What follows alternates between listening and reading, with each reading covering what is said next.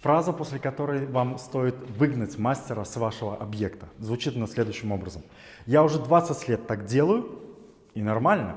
И это означает, что такой мастер не понимает технологию, и единственный его аргумент – это его метод, которому его научили 20 лет назад.